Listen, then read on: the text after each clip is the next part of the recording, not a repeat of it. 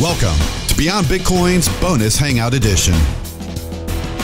To help further educate the Bitshares community of potential partnerships and opportunities that reaches well beyond our ecosystem. A common ground where ideas and plans come to unite, wielding the true potential, possibilities, and power of the blockchain technology that we call Bitshares. If you feel engaged to participate in these crucial conversations, then please visit beyondbitcoin.org for future hangouts.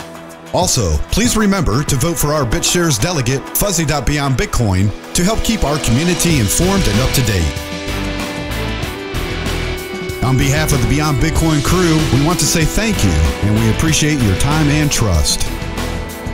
Now let's listen in to our current guest. Welcome to another Beyond Bitcoin Bonus Hangout. Today is Friday, May 15th, 2015. We are joined by Jim Willie of the Golden Jackass Report.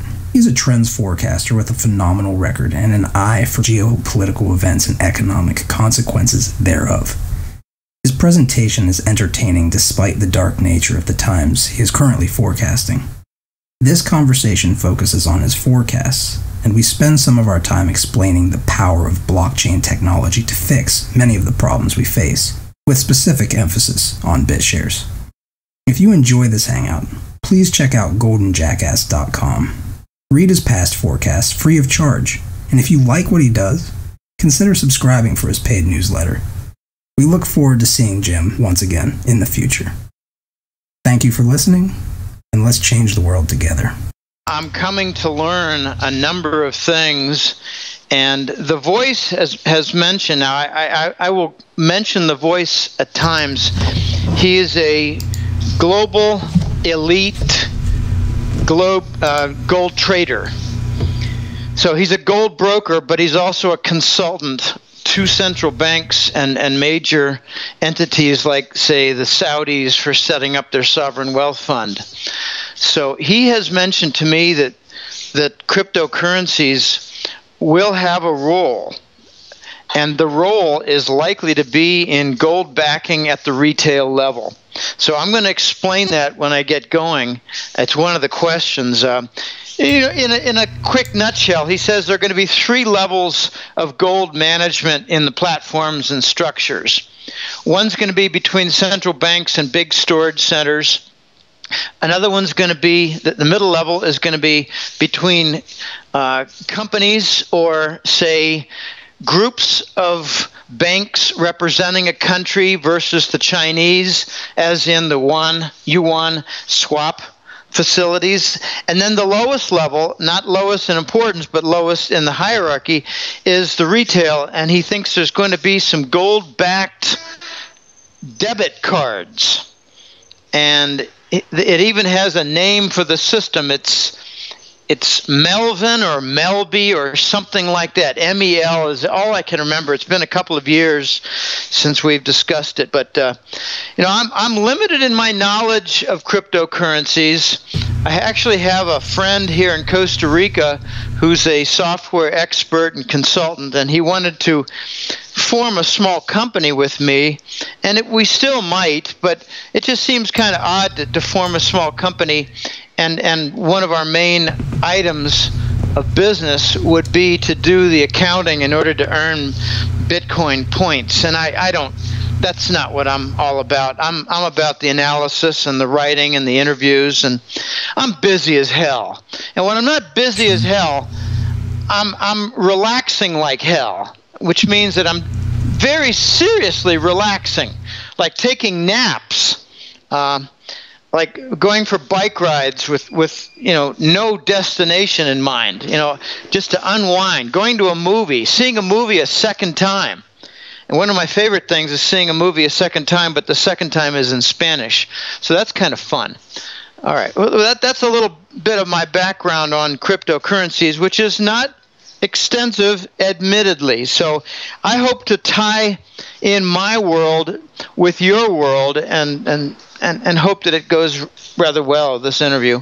That's precisely what my intent was as well, because I know for a fact that many people who are here have listened to you quite frequently or have been paying attention to your site, which is www.goldenjackass.com. It's a strange name, but I'm a strange guy. My mother used to call me my little jackass. I was a very disobedient and rebellious little kid, but I was also a good guy. I did not bully people. I protected from bullies. I was a good jackass. I was very much the rebel and punished child in classes, but I had a distinction year after year in the younger years of school that I was both the most punished kid and the best student in the class, or next to it.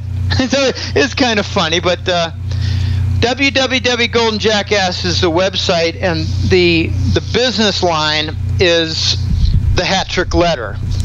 And it's been now, I just had my 11th anniversary, and this is amazing. It's a labor of love, but you know, it's also an attrition game. The Congress likes to use attrition by hoping that we don't pay attention, like for the Federal Communications Bill that Jay Rockefeller had as a pet project for internet control and censorship. But unfortunately, the internet community wouldn't sit down, wouldn't sit it out, they always showed up. So now that piece of scum, Jay Rockefeller, retired. And now another piece of scum, Harry Reid in Nevada, is going to retire. But we still have a lot of scum that have not retired. It's interesting, this battle. But the war of attrition goes on, and, you know, I'll be honest, I get a little tired once in a while. But that's why I take naps, that's why I go see movies, that's why I take bike rides without any destination. As they say in Spanish, sin rumbo. Just going out for a ride. Where am I going? I don't know. And I'm very likely to end up at a little ice cream shop on the way back. You know, I like ice cream. Frozen yogurt better than ice cream. So anyway, why don't we get going here? I really enjoy this work. I enjoy the gold community, but I will say this about the gold community. Like any community, we have our morons. It happens. And they are not in the majority, but we have our morons, and we have our poor spokesman, like Peter Schiff. He's a good guy. He drives me crazy every time I see him. Have you ever wondered why Peter Schiff continues to be invited to come back to CNBC for another debate? It's simple. He's a very bad debater. That makes sense. You know, for me, when I listen to him, he always makes sense. But that's because I pay attention, a lot of attention, to what he says, and I've read his books. You know, I mean, so for me it makes sense. But you do make a good point. I mean, they do catch him quite often, and they can spin his message to make it seem like there is more of an opposition than there really needs to be. He misses half the good points to cite. He drives me crazy. So you don't think that's intentional? He makes simplistic points and misses some major points and does not debate well. If he were on a forensic team, I'd put him on the second string. I would agree. Anyway. They will not bring you back on. They won't bring you on, Jim. I'm just No, they won't. In fact, I actually had an invitation to do a little editorial item in the Wall Street Journal back in 2006. And I said to the woman, how new are you at your job? That was my first question, not content of the article. And she said, well, I was hired about 4 months ago. And I said, okay, that makes sense. Mm-hmm. You don't understand how this works. Here's what I'm going to do. And I gave a couple of conditions to her editor for my following through. You know, there were things like, you know, don't change my quotes. If I have a quote, we agree on what's being quoted. Let me review it before it goes out. And they didn't agree to a single thing, so I told her to get lost. Mm-hmm. I said, now you know how it works. They're trying to get me on so they can twist what I have to say, and I'm not going to be twisted. So that's precisely. You know, I'm not a rookie, and I've had my life threatened twice. Once by Swiss bankers, once by U.S. Homeland Security. I had a face-to-face threat with a military guy in a park in San Jose, Costa Rica, in my third year here. So, you know, I'm not a rookie at this. I'm not naive, but, you know, I can be fooled sometimes, but not much. Well, and it's very interesting to hear your take on yourself, because I've actually never heard this in any of your interviews, and I listen to a lot of them. It's kind of good to hear the person's history, right, and a little bit about them. And something that comes to mind that's always interested me, and something that I think part of the reason why I've always listened to you is because you are entertaining whenever you speak. You're not afraid to say what you think. My grandpa has an adage that I will never forget. He said, "It's better to be a smartass than a dumb one." And I think that kind of fits in with the whole golden jackass theme pretty well, actually, because you are very smart. You know what you're talking about, and you're willing to say when you're not sure, which is really equally as important, right? It's just interesting to me to hear you say this, and to talk a little bit also about what the current media deals with and how they interact with people like you, who would actually bring a real counterbalance to the discussion, right? They're not remotely interested in anything I have to say. And this is actually why we ended up doing these hangouts, because we have in the Bitcoin ecosystem already, you have people popping up with talk shows. And I'm very opinionated personally, and I would love for Beyond Bitcoin, you know, to bring my points up and to speak my own beliefs. But I also recognize that I'm biased, and I'm younger than you. And though I read up on all this stuff, there's a lot of stuff I don't know, that our community just so happens to volunteer their time to come on because they are passionate about the same types of things you and I are passionate about. And they have different backgrounds and skill sets themselves. So a lot of the time, the fact that they're just there helps me to keep myself a little bit more unbiased, right? And the fact that they can show up at any time, it's really, I love it. And I think that this is a really good format. And I'm glad that you are interested in coming on, really, because this is the type of thing that you're going to be able to talk about what you want to talk about. And we're here to listen to that, because our generation is listening to people like you who've been around for a long time. You have history on your side, and you've been thinking about this stuff for a long time. Well, I wouldn't call myself a fossil by any means. I had a career that stretched a mere 23 years. And then I started the newsletter after getting laid off. I was a what do you call it? A downsize victim. They eliminated my job, and with my higher pay, hired 2 less skilled people for the same amount. Sure. Total. And you know, it was probably a good business decision for that firm, but you know, I resented it because I saw what I could have done more, and they wouldn't let me, and that's okay. They weren't interested in improving the level of their work. They were interested in increasing the volume of their work. Mm-hmm. And that's a big distinction, but you know, it's their choice. It's their choice, and you know, I always wish my past employers well, because most of them are good people. And there's always it's funny. Everywhere I went, there was an asshole vice president that I crossed swords with. Everywhere I went. And I never let them get me down. I never let them win.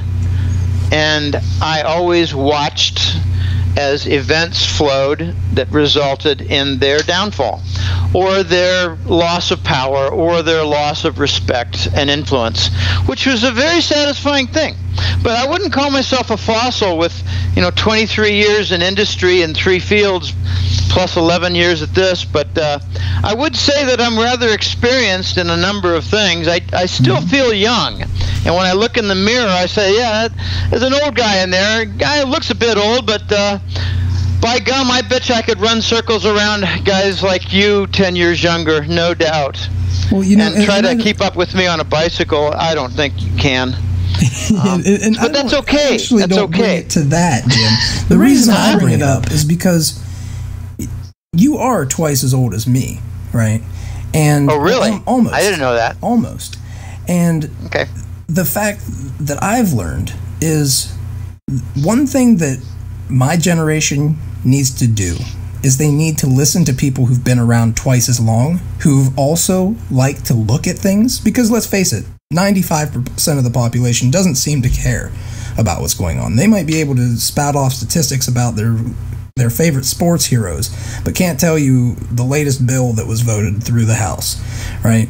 They could not define capitalism, nor could they define money. And that gets to the root of the cause. Of course, that's the reason. That is here, right? Where the problem lies. I get into very interesting discussion once in a while with my father, who's an American literature professor. He's retired now, but I say, Dad, the problem is that people just don't know what money is in the United States. Mm-hmm. They really don't know what capital is either. They don't know how to form it. They don't know what business is.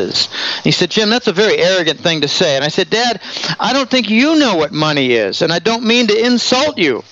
But the key question is, can you identify the distinctions between money, the dollar, and legal tender? And he said, no. And I said, then you don't know what money is. Exactly what I said. And it's not meant to be, highly critical or insulting in any way, but you don't know what money is. You call it that paper in your wallet. It's not money.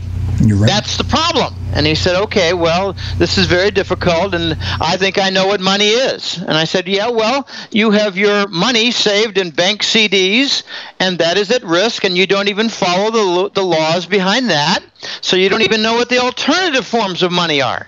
You're right. And he said, well, I'm getting really tired, and we've been on the phone for 40 minutes. Okay, that's what I get. Yeah. It's hard. Okay. It's hard, right? Okay, that's fine. That's fine. But show respect for the experts. That's what I keep telling him. Well, and that's actually, why we brought you on today is because you are an expert in a lot of areas. Now, I understand and I appreciate that you aren't quite an expert, and I really don't think that any of the people who say they're experts in cryptocurrency really are experts at this juncture. You have people who are innovators, who are technically very proficient, economists. You have very intelligent people, both, in the dark side, as I would like to call it if I were a Jedi, and the side of the light. But they really are. We're still in a place where we're asking a lot of questions, and we're still forming a lot of these foundations. And one of the big things that interested me in you was that you are open to thinking about these things and running thought experiments in your own mind. I realized this whenever I listened to you talking on the Finance and Liberty podcast, and you started bringing up Bitcoin a little bit. You didn't say a whole lot, but one thing that you really hit, whenever you said it, man, I just wanted to clap. You said, when there is a cryptocurrency that comes out, if it is attached to the current power players, and this is paraphrasing, but the people who are in charge now over our current systems, stay away from it, is basically what I got from your statement. Well, yeah, I'm a student of corruption. Mm-hmm. I've learned how they operate, and everything they touch, they corrupt. It is that simple. And this is really where I wanted to get into. I think this is a really good place to start moving into the questions. Let's start. I actually got a deadline in about 4 or 5 days, so from my own report, the paid report, so I don't have a lot of time, but I do always appreciate a preliminary discussion with a host. Sounds good. Well, let's get it started then. I like to start with the community questions and pepper in my own questions, but let's go with the first questions. Question 1 is, does Jim Willie believe the special drawing rights are the Western banking cabal's attempt to win the next reserve currency? Well, clearly yes. but it's a feeble attempt. Remember that the IMF is very weak right now. China pretty much controls it. And notice that the United States has not even made its contributions in the last 2 years. So I'd say that China controls the IMF and plans to use it, exploit it. So this concept of spreading, expanding the basket to include the Chinese RMB. I'll be using the phrase RMB interchangeably with Chinese yuan. Sure. I actually got corrected by some Chinese clients. They said it's not yuan, it's yuan. Okay, the Chinese yuan. The RMB is going to be used as a seeding device. A seeding device like a massive Trojan horse. So some might naively think, well, gee, the Chinese are going to lose control over this because the IMF is basically a Western-controlled shop. Well, no, it's not. It's a vacated Western shop, an unfunded Western shop that is going to be exploited, because notice that as the RMB joins the basket of currencies, and what does that include? It's the dollar, the euro, the British pound, and the Japanese yen. Okay, so if you put in the fifth one, and I don't really care what the ratios are, just put in anything that's Chinese like this, and what you're going to see is a lot of banking systems. I mean, by that, like, I always like to give Korea as a good example, South Korea, because they're not really controlled by our central bank to their central bank, not like Japan. And they're not China. So they're not number one, they're not number two in Asia, but they're big, and they have reserves. So Korea is going to notice, all right, the RMB has been blessed by the IMF, International Monetary Fund. And therefore, countries like South Korea are going to start changing their reserves ratio. They're going to increase their RMB-denominated bonds. They're going to include some Chinese government bonds in their reserves. And they're going to justify it very easily. The Chinese are a neighbor of ours. We do significant trade with them. We should include it in our reserves for our banks because the IMF is. And when you get that initial impetus for changes to reserves management in countries like Korea, you're going to then see it in countries like Spain, Norway, Brazil. They all have that's not insignificant. I hate that. It's like a Howard Cosell-ism. They're not tiny. They're reserves. They've got some. U.S. has nothing. We've got 18 trillion in debt. Mm-hmm. But these nations, as they add the RMB in their banks, they're going to be pushing out treasuries. And when they push out treasuries and add RMB, they're going to also add gold. So what you're seeing is a massive seeding exercise project coming up. And notice the RMB already has significant platform presence with all the different nations. I think there's something like 30 nations with yuan swap facilities. You know, started with Brazil in 2006, and I paid close attention to that. I said, this is a model. And now it's all over Europe. It's all over, I mean, you got Australia and New Zealand. They all have their yuan swap facilities. So what it is like 3 banks in Brazil, or 5, and 3 banks, giant banks in China. They handle all the bilateral trade, and they do so in RMB on a net basis. Okay, well, what that does is it creates 30 different points in the world to put a platform on that eventually are going to be gold trade settlement. So as you have all these different nations watching the IMF with their RMB inclusion, they're going to change their bank reserves management policy, and they're going to be preparing for big changes. And the big changes are going to be all about rejecting the dollar. And it's going to come out at first as diversifying away from the dollar, rebalancing their reserves to reflect global trade, which has China as a major player. And this kind of brings in the question that a couple of the next questions, actually. You're talking about gold. Question 2 is, are they likely to include gold or gold-backed currencies within that basket for SDRs to be exchanged? And I know you're talking a little bit about, you're straddling kind of this and some other topics, but could you kind of drill into that? Yeah, I don't think there's going to be gold in the IMF basket. And if it does happen, it'll mean that the IMF will shut down. Here's why.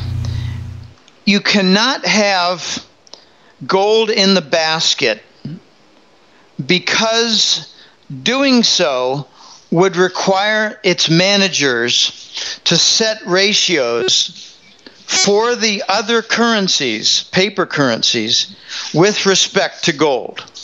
In other words, if they put gold in the basket, they will have to fix the gold price. And they're not going to be able to fix the gold price. I don't mean a daily fix. I mean, like, say, for a 3-month period, the IMF fixes as constant the gold price with respect to the dollar, the euro, the pound, the yen, and the Chinese yuan. They're not going to be able to do that. And here's another big reason why they're not going to. Well, there are a couple more big reasons. First is the IMF is an empty office. And I don't really care what they do. Honestly, this is kind of a yawn for me with their inclusion of the RMB until I realized, oh my gosh, China's got them like a dog on a leash. And instead of urinating over there against a tree, they're going to go eat from the gold to be table, which is the Chinese RMB. This is a seeding process. The IMF is an empty office. It doesn't get funded. And notice that something really important happened a year and 2 months ago. They offered a Ukraine war. And there are many motives for that, and they're certainly not discussed amply in the Western press. But here's another motive for that war. The IMF was talking about the super sovereign basket. They were going to add to the main 4 currencies that have been in there for, close to a generation. They were going to add the ruble, the RMB, gold, and silver, all 4. Then suddenly there's the war, and the ruble is a currency non grata, not a persona non grata, but a currency non grata. It's not wanted. So they blocked the ruble inclusion by the Ukraine war. It has other motives. We don't need to get into too many of them. Obviously, the scorched earth and cut the Gazprom connection, but sure, there are a couple of other ones, like introduce fracking of energy fields to contaminate the water system like they've contaminated in the United States. There's another motive to spread the Monsanto seeds, which is a gigantic success story from this war. But there's another thing. Man. Christine Lagarde. Should we call him Christopher? I mean, how many times do we need to be duped for these main players, like Obama's wife? Yeah. Christine Lagarde and his gigantic Adam's apple. I get tired of these fake players. I mean, we've got a politically dangerous environment where it's necessary to have doubles, but we don't need to have the transvestites and the transgenders running around. And I'd like to point out regarding the IMF topic, this Dominic Strauss-Kahn game that was played against him regarding the Haitian maid in Manhattan at the hotel. Why did they target him? Dominic Strauss-Kahn was targeted because he, as a leader and head of the IMF, had a pet project to force the United States to prove It had gold reserves. I heard about this. I wasn't sure if it was true, though. So this is true. Yes, yes. Of course. And he wanted the U.S. to demonstrate it had 8,500 tons of gold. And he had some kind of plans that I don't know the exact plans, but I think he had plans to expand the IMF basket to include gold and silver. But I don't think he had a real good concept in mind that you cannot mix in a basket the paper currencies and the precious metals, because doing so requires fixing the rate between the two. You can't do that. We're going to see the gold price take off, and I don't know when. I don't even know where. I just know that it will. And I'd like to point out something regarding The Voice. The Voice had a quote that he gave me to put in my reports, the hat trick letter for April. I don't have it at my fingertips, but I will say the nature of the quote was this: I'm not guessing, I'm not hoping. I know gold and silver will be part of the next currency system, and I know why he said that. Because he's part of the consulting group that is designing it, implementing it, and planning it. And these are big players, I'm assuming. And this actually brings me to one of my questions that I asked you. Because this is a place where our community it's really divided, I've noticed. And I kind of want to get your opinion on it. Obviously, my opinion's probably pretty obvious, but I'll get into the question. What is your take on quote-unquote conspiracy theories? Do you see evidence of an actual globalist criminal regime pulling the strings to create a financial reset?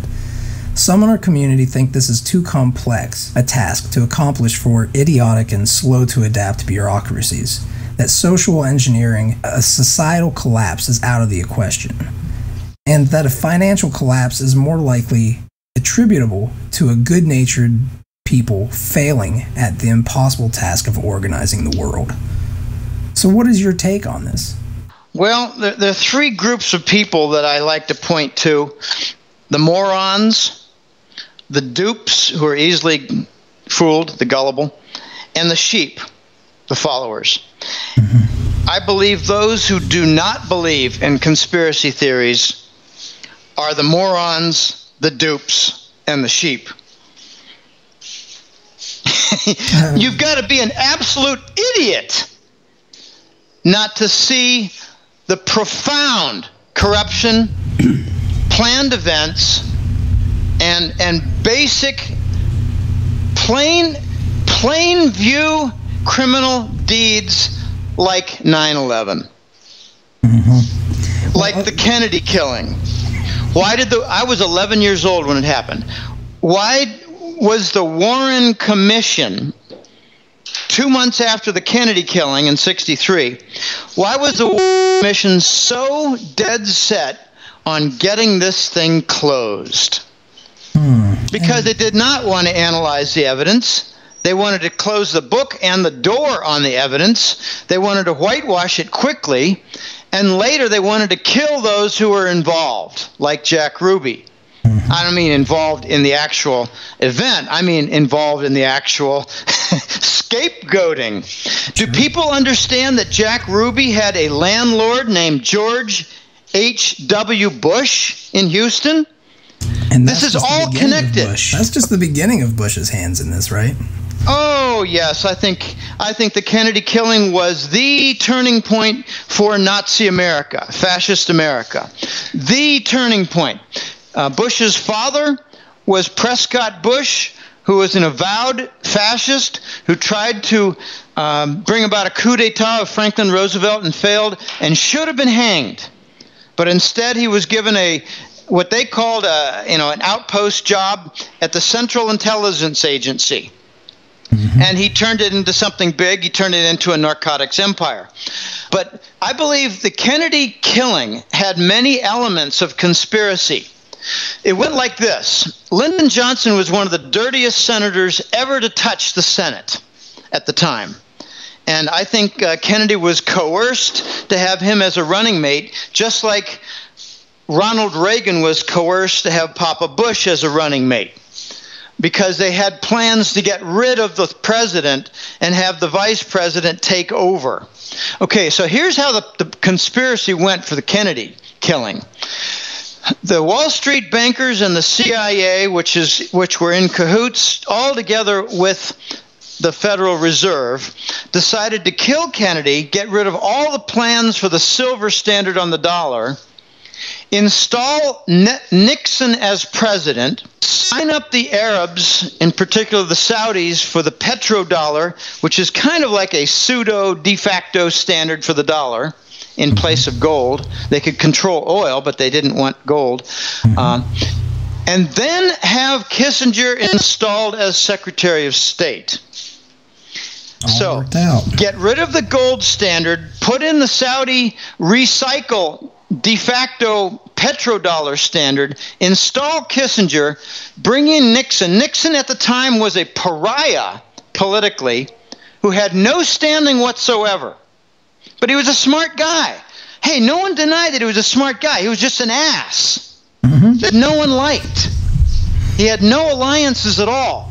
He wasn't an idiot. He was an ass. A big difference. It's kind of like Mark Zuckerberg. He's not a nerd. He's an asshole of Facebook. Okay, so other conspiracies are all over the place. The Arab embargo in '73, that was organized by Kissinger. The Malaysian airline, I think, was the second one that went down. That was to enable Jacob Rothschild to take control of, what was the name of the free tech, free base, freelance, something like that. Anyway, it had the word free in it. A massively important chip where two of the other owners of the patent were on the plane.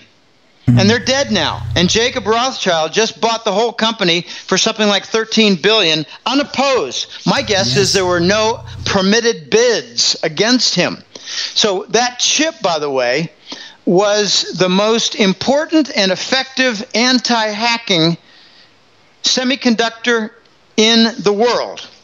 This is an interesting place right here, because whenever that flight went down and I heard about basically the entire team of the people who were on that flight, who were really the brains behind it, dying, I found myself thinking about the mining industry in Bitcoin, because one of the things that we notice is there's something called ASICs, and these ASICs are algorithm-specific integrated circuits. And all that means is it's fancy for saying this circuit does one thing. It does one job. It calculates one thing. That's it. That's what it does, and it does it very well.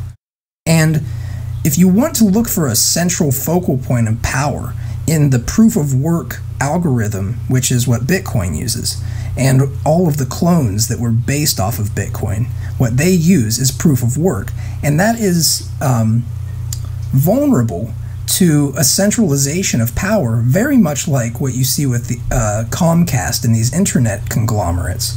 You would see something very similar from ASIC manufacturers being the first in the front line as to who is going to get these ASIC devices first, because the actual Bitcoin network adjusts to what's called the hash power, or the hash rate, that is pushed into the network at any given time. So if there's a lot of, the basic takeaway is that if I get an ASIC, the newest ASIC that's the fastest and the best early on, or if better yet, I have a monopoly in this, which is what you're talking about with the semiconductors and all that stuff, then I am guaranteed, if I have that, to be the next kingmaker, which I see as a potential technocratic regime that could form up, because what they try to do is monopolize themselves, right, into these power positions. So I'm trying to, I don't want to get too deep into it, but you said something about the semiconductor chip, and it's very interesting where your take is on it. But could you continue a little bit on what your thoughts are with this?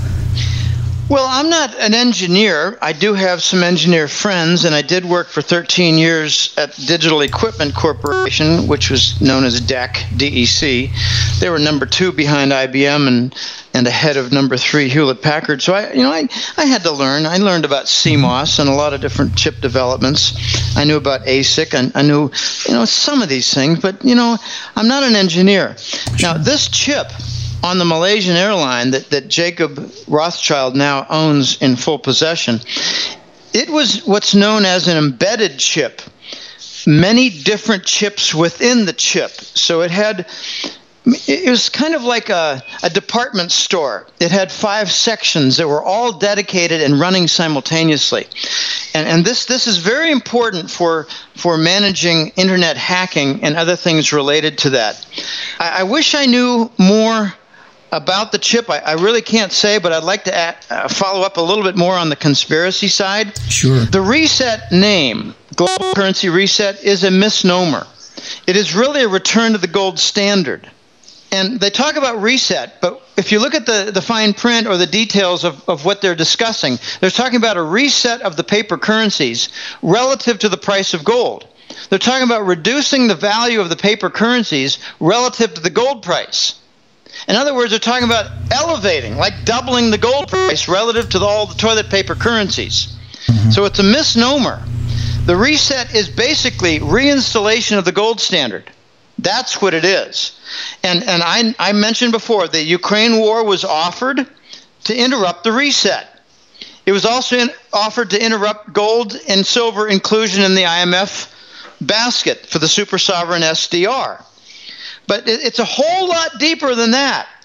The United States, the British, and a little country on the southeast corner of the Mediterranean are very busy murdering people who are key players in the reset because they own the gold. They're trying to kill the owners of the gold so that there can be no claims to the giant warehouses of gold that are sitting in, I don't know, Indonesia, Philippines, Hawaii, I don't know. It's somewhere in the Pacific region, and I don't think the location is known for a simple reason. They don't want it to be attacked.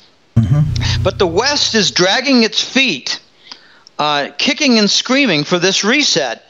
And notice now we're done with this Ukraine war. It's not 100% done, but with Kerry and his reconstructed jaw, he just went over to Sochi, Russia, to give a white flag. The war is over. Mm-hmm. Kerry basically said we're going to tell the Kiev regime not to continue any more combat or hot war. And Victoria Nuland was not even present at the meeting with Putin. She's the architect of the Kiev coup d'etat, which ignoramus Americans cannot even wrap their hands around.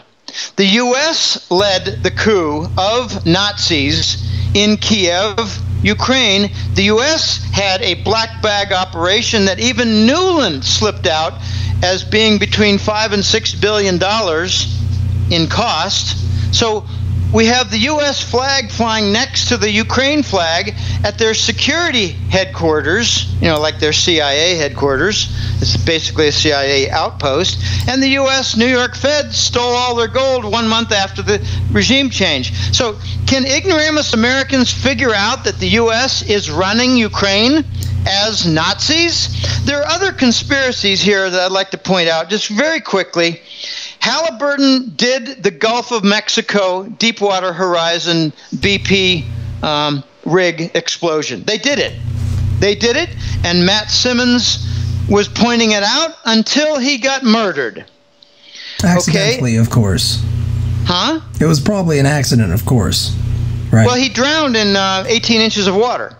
Sure. In his hot tub in Maine. Right. Okay, fracking is another energy industry conspiracy to wreck the water table and to contaminate the water systems. Why did Congress put in a law that made it illegal? You have no right to demand the contents of the Halliburton fracking chemicals. I believe they're putting all kinds of contaminations in. I don't mean just, necessary chemicals to do the fracking and release the natural gas. I mean like toxic chemicals as a dumping ground exercise across 10,000 holes in North America.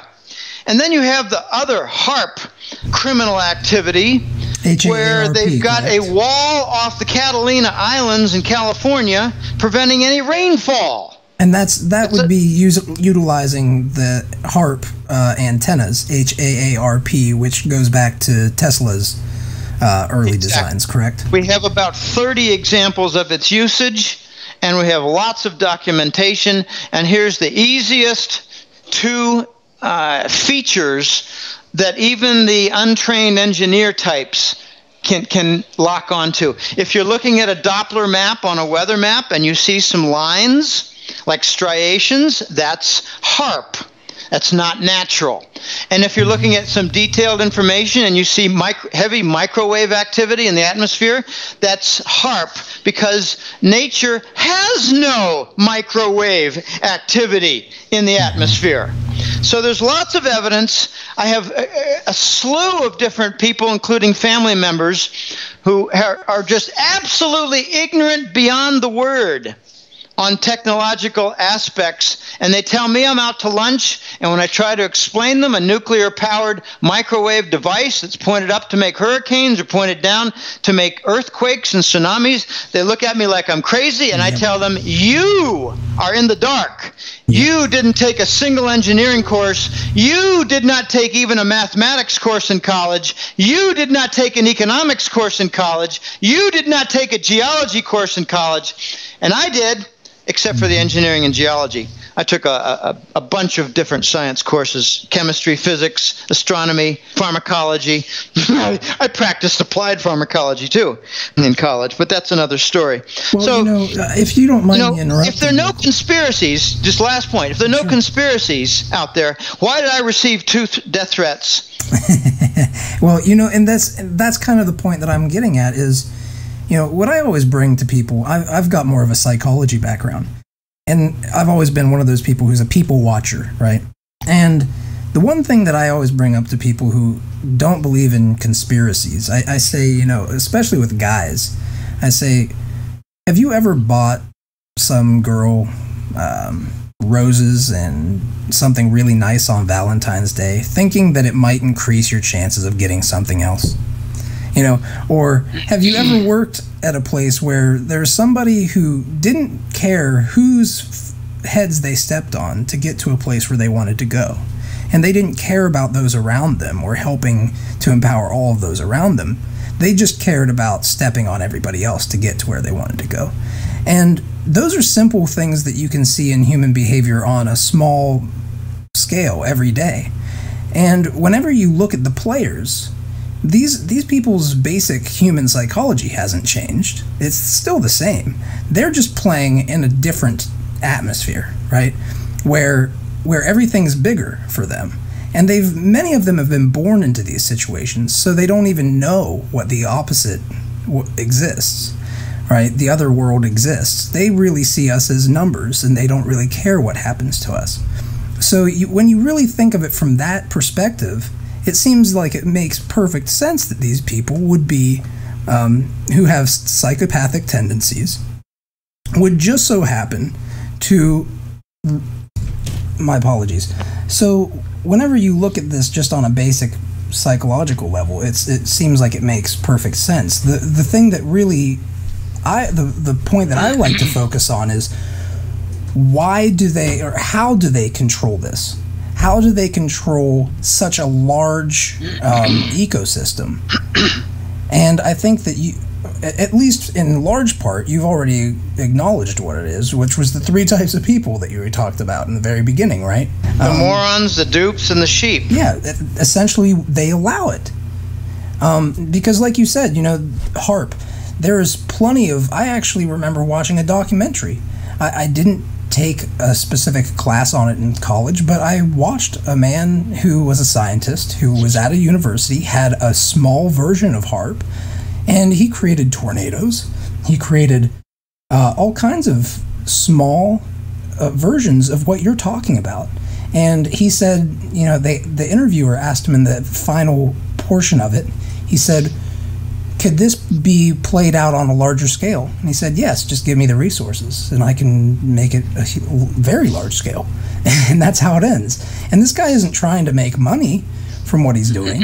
He's already doing it, what he's doing, and he's showing people how he does it. It's proof right there in front of your eyes. Yet, somehow, this propaganda network is so powerful that it can control the masses. Well, here's a simple point. People understand that microwaves exist, and people understand that nuclear power exists. Well, what if you use nuclear power to make microwaves and you point it up to heat the heaven instead of your coffee? You think you can produce a funnel, a column in the atmosphere directly above you? Obviously, yes. So what's the weather consequence? It forms a hurricane, because that's exactly what a natural eddy does in the Gulf of Mexico when hurricanes are formed, or the South Atlantic. Now, I'd like to point something out regarding HAARP. These are two very important points. If HAARP didn't exist, why did the U.S. military just admit last month that they're not going to use it anymore? I did not know that. Yeah. And furthermore, I got another very close to home. In 2010, I had a visitor. I've had lots of visitors that come to Costa Rica. It seems to be either a destination for people looking to see the jungle or to see a jungle of young ladies. You know what I'm trying to say? But there's a client that I have from New Jersey, a brilliant fellow. He might listen to this.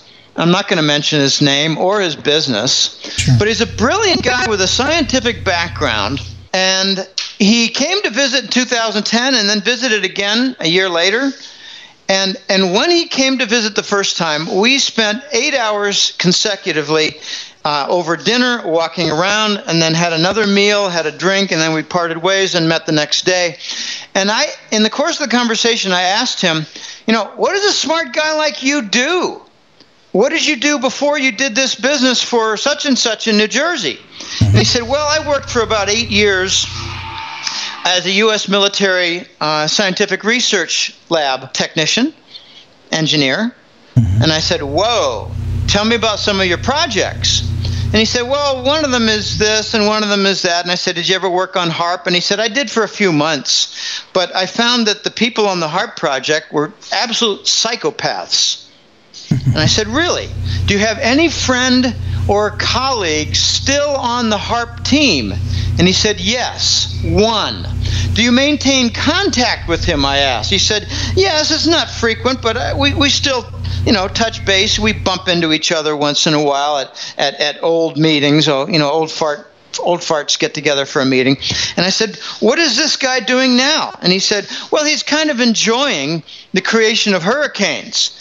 And we did some back-to-back hurricanes against the Philippines in 2013, and they relented and signed a U.S. military base contract after the second hurricane. So they do have uses.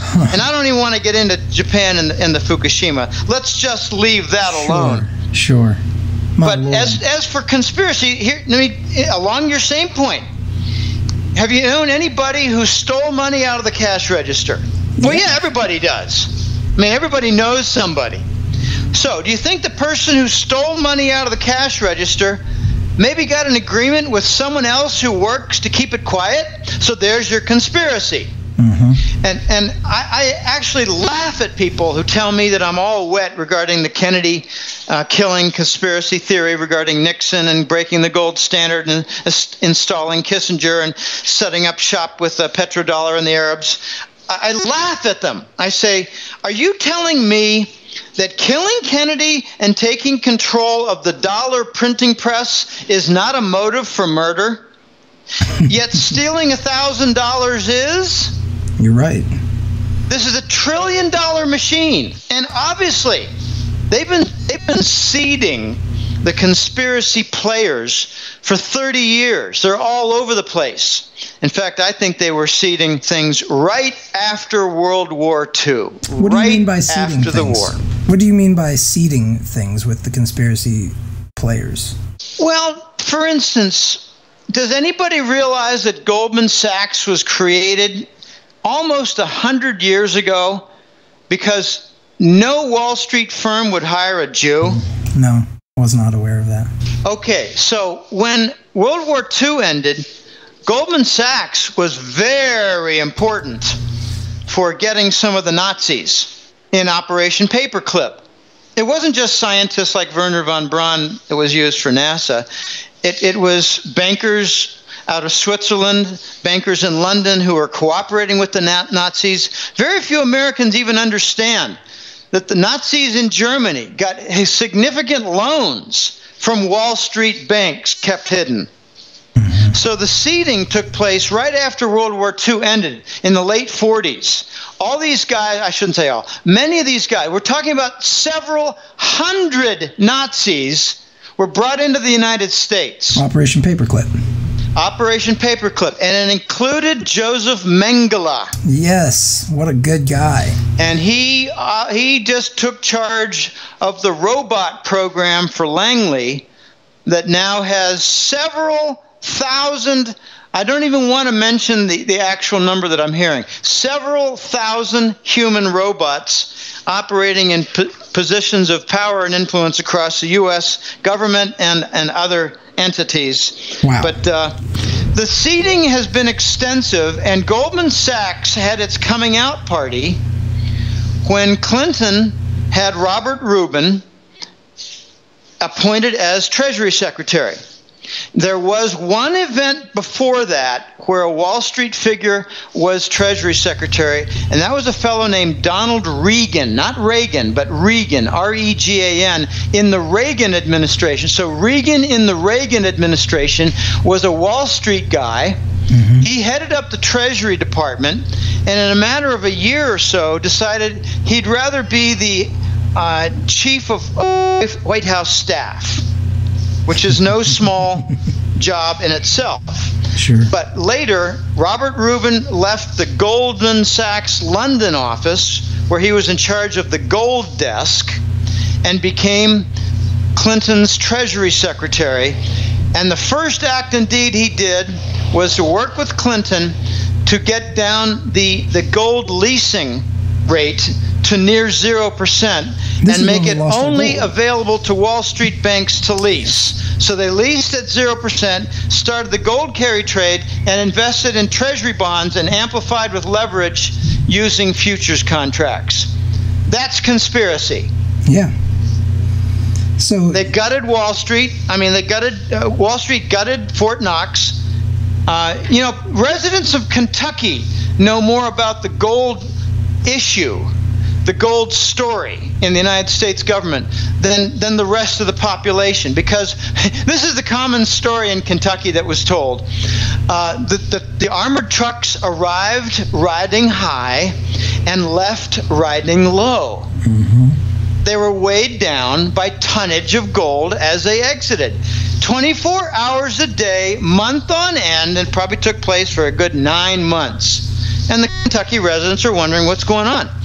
Well, it was moved to West Point and J.P. Morgan and sold to keep the dollar regime going. That's conspiracy. And they've done this essentially for so long that they're really, it sounds like what all they're doing right now is that they are, I always call these people, they're not members of a country, they're members of a country club.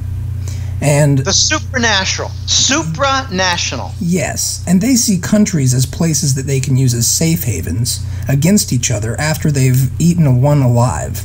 And they use so much of their money toward this huge media empire that seems to span across the entire world, all the languages. And utilizing this monopoly over money, they can essentially buy anything they need and put people in places of power to help organize the entire structure. So whenever one empire that they build falls, they're simply at another one whenever that day occurs. I agree. I'd like to make 2 points that wrecked nations are perfect for Nazi headquarters. We're seeing it right now in Ukraine. It's a scorched earth. There's essentially no functioning government. And right now in the eastern provinces of Ukraine, we're seeing a victory of the Russian ruble over the Ukrainian hryvnia, which is kind of funny. The war is over from a currency standpoint. The supermarkets and gas stations in eastern Ukraine are all using the ruble. Okay, so a scorched earth wrecked nation is perfect first for stealing their central bank gold.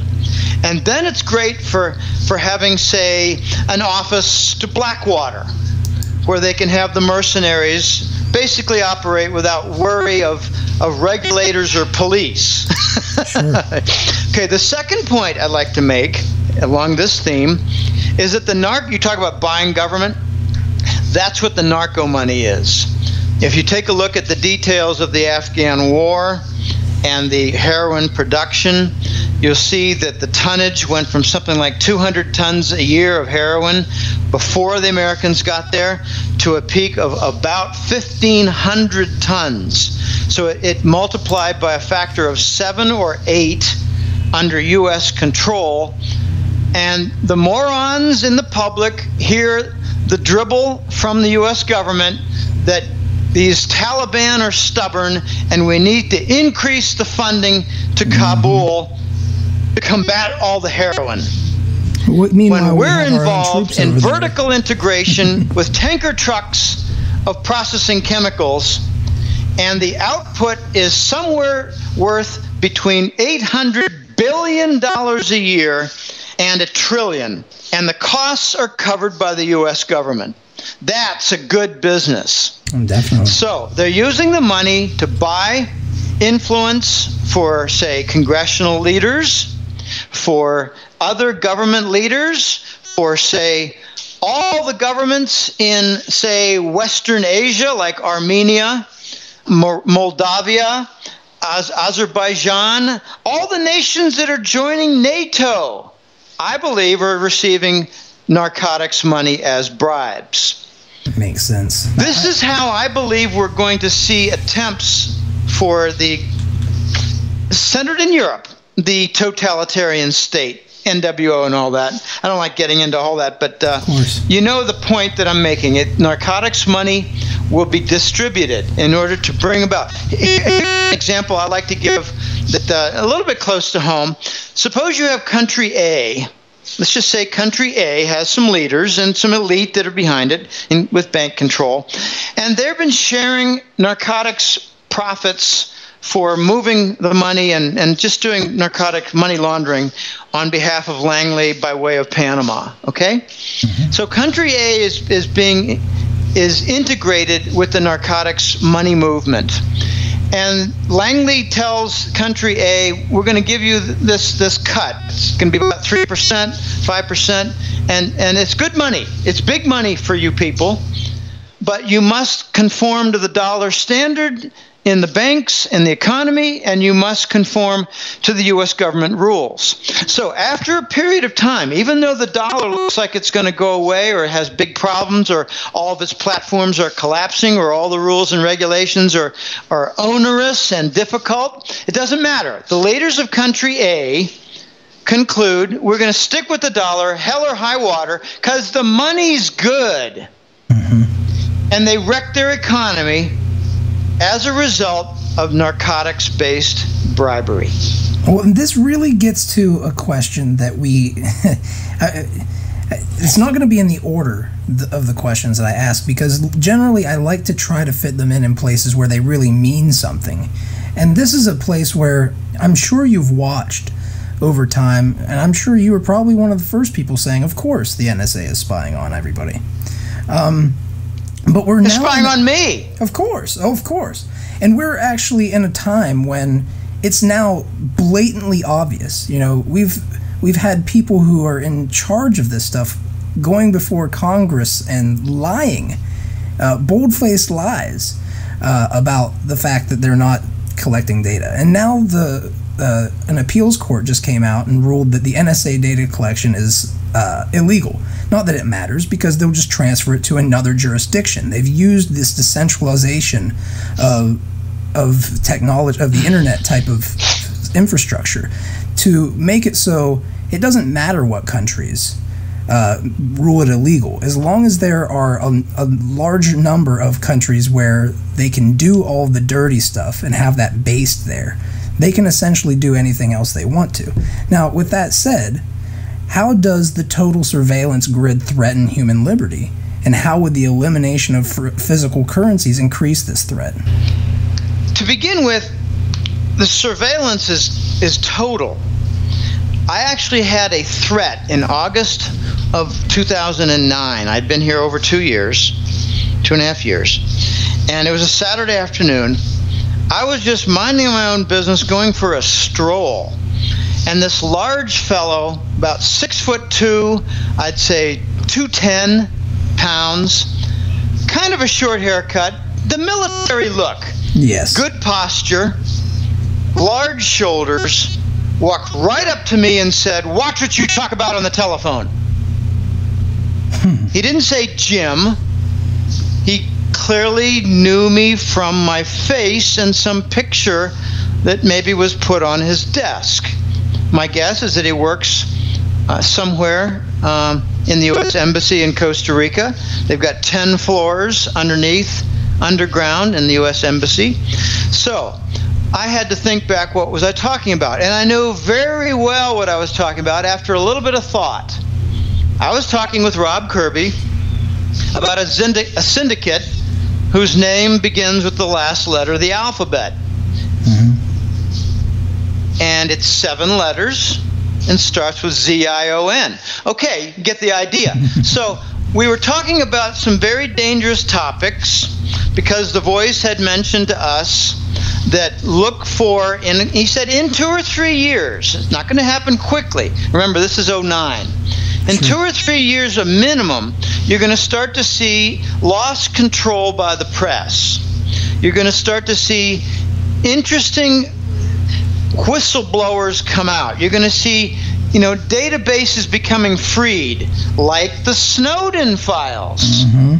He said this long before. Anyway, we're talking about this, and he had just told me, for instance, about the Eisenhower death camps following World War II. So we were talking about a lot of dangerous things on the phone, me and Rob, and I got rid of my VoIP phone. Okay, I can't even remember the name of the brand, but it was a phone that sat on the internet, and I just use now Skype.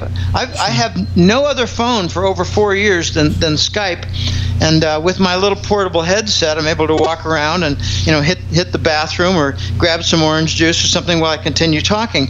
But the point of the Eisenhower death camps is really quite ugly.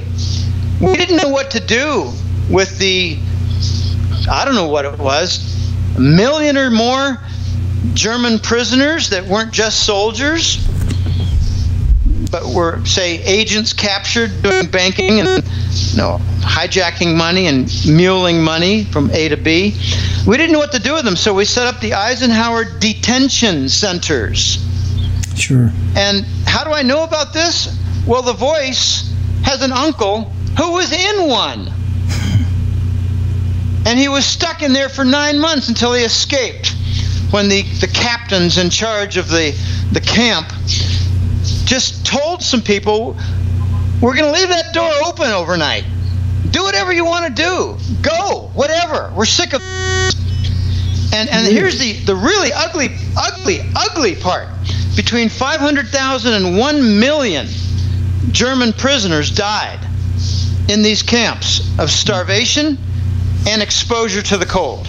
And we call them detention centers, whereas the Germans call it, with the same acronym, the Eisenhower death camps. And that news is going to come out. My father didn't believe it until I said, well, the voice has an uncle who was in one. And these were in America? Huh? Were these in America, or were these over in No. They were in Europe. If they were in America, the Americans would know about it. Sure. They were in Europe, where the Germans knew about it. They were in Germany primarily. Germany and Poland, I believe. And maybe Austria as well. And does this have anything to have play? Winters. They were forced to be outdoors 8 hours a day with inadequate clothing. Like, they didn't have your down winter jacket. Sure. So we didn't know what to do. Remember what happened in the Iraq War? This is a completely different, not a spin, but approach to the problem. The United States did want chaos in Iraq. So we let all the prisoners go. All the soldiers were let loose, and they became, the experts at, IED devices to bombs and various things in Iraq, and we got what we wanted, chaos. We didn't want any peace and tranquility and reconstruction.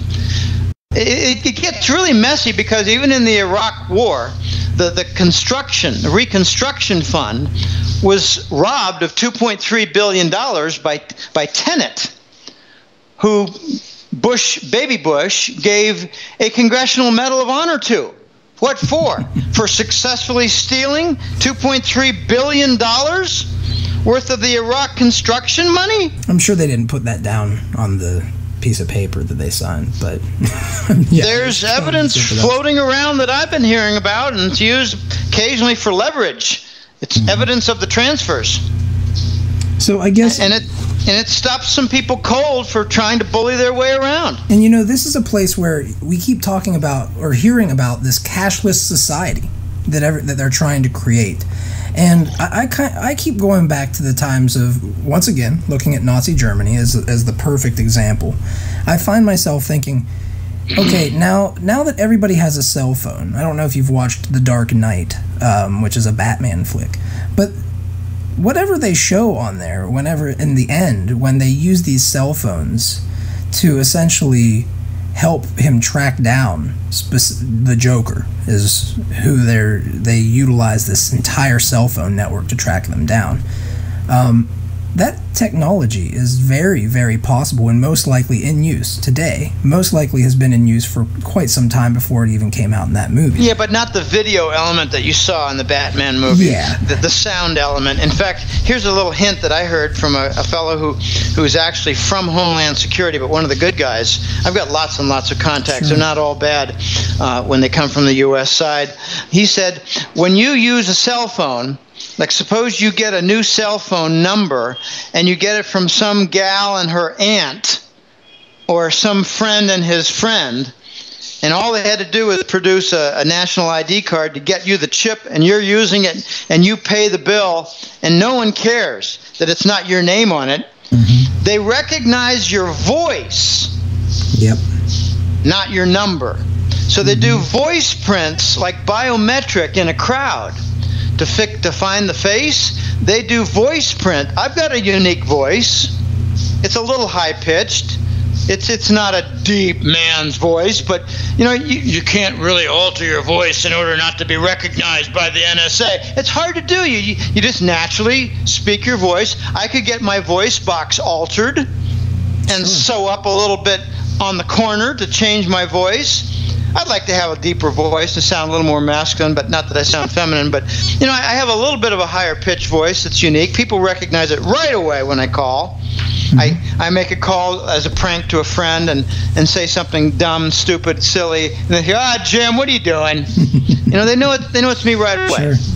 Well, and this is kind of that area, right? This is the area where cryptocurrency, and especially I know our community, is very, very sensitive about, because as these people try to push us into digital currencies, what's going to happen? You're going to see more and more people, their phones are going to become their wallets, and we can already see it in our own communities.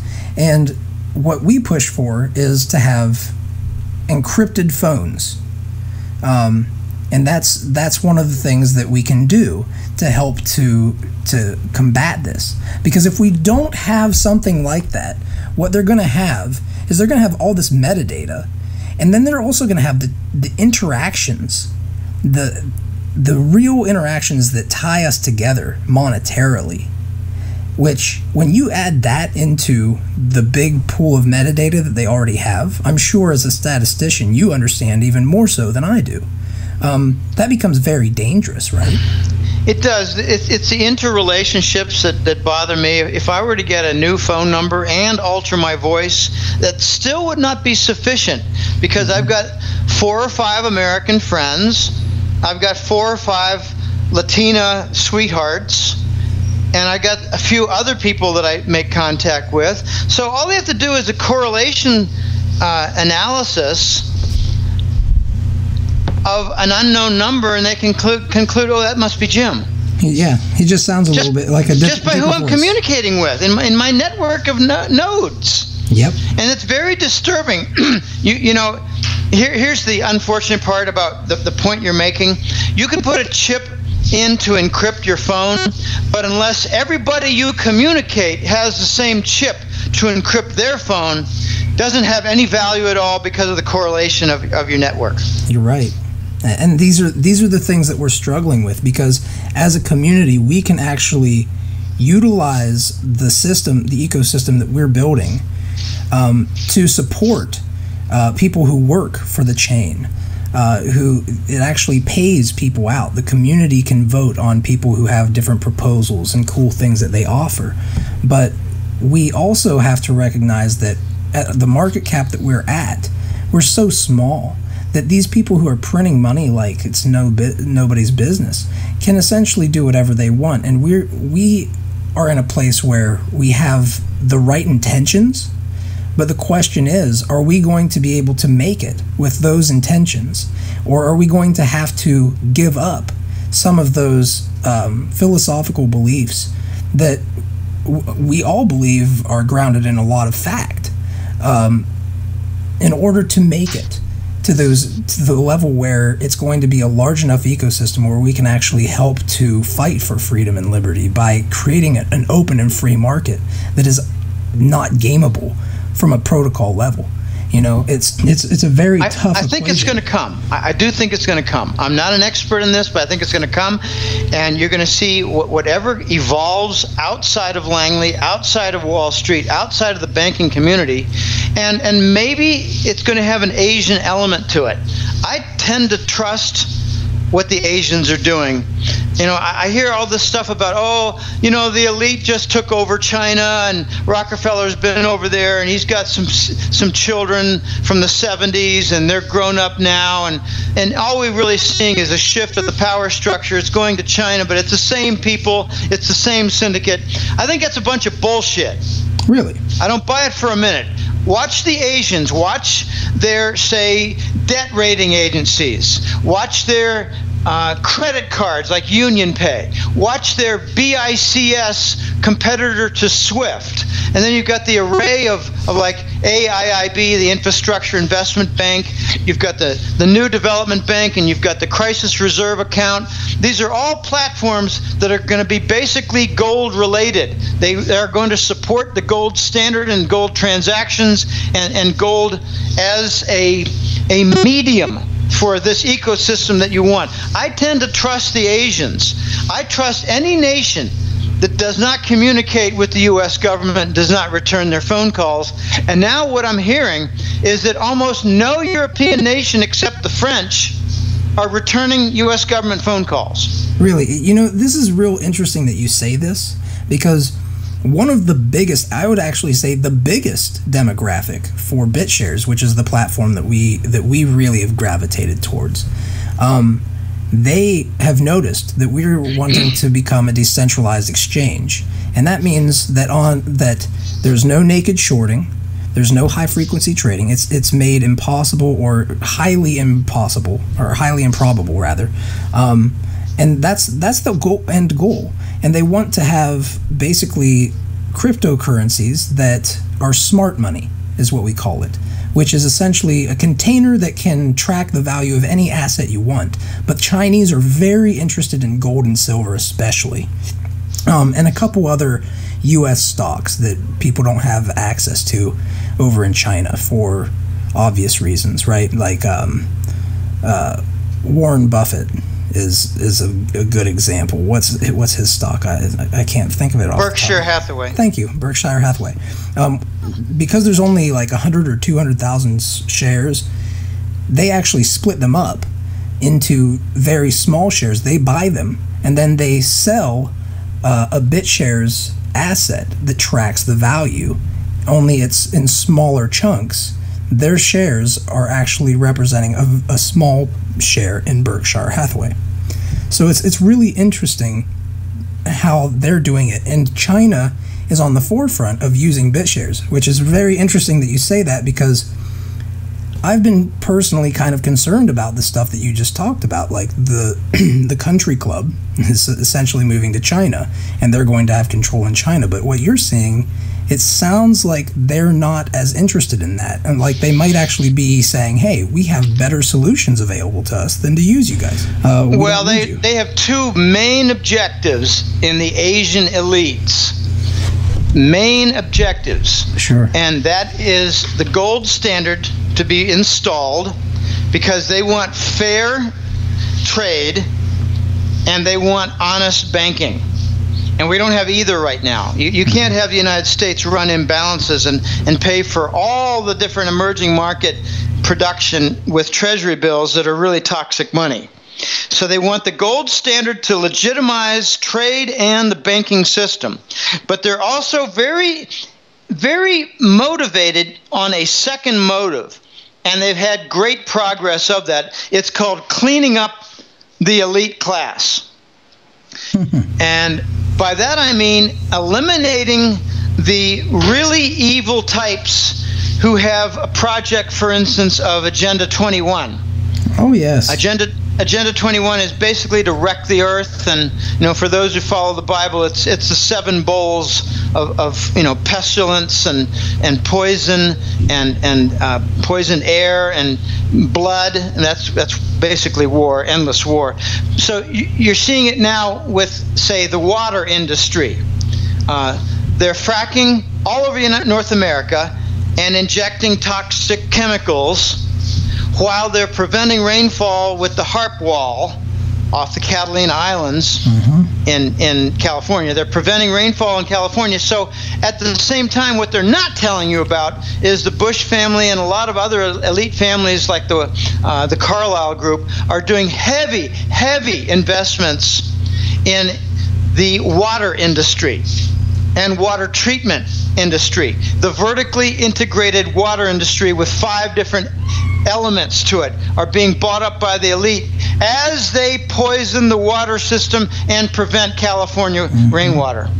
So you got lakes drying up. So the Asians are installing the gold standard and cleaning up the elite. The Voice actually said to our little gang of colleagues, he said this back in, I think it was around December, kind of a Christmas present of hope. He said 90% of the banker cabal members have signed on with the white dragons of Asia to clean up their act and to reform, to drop the genocide project. And notice immediately, suddenly, the Ebola threat stopped. Yeah. Not on the news. It's part of this agreement that the Voice was referring to. Many elite players, there's still some renegades like Bill Gates. He's just got a design for elevating his rank in the Masons by genocide in Western Africa. He's not going to be stopped until he is removed from the walking. But the cleaning up of the elite is well along, and what they've agreed to is they give up on the genocide and they give up on the Satanist elements of killing the system, not necessarily killing children and drinking their blood, which is what a number of them do, but they have agreed to this so that 2 things do not happen to these elite evil types. And even the Rothschild family has been reformed except for the head, Jacob. The agreement is you evil elite Westerners will not be murdered, and you elite Western ugly types will not have your wealth confiscated and ruined.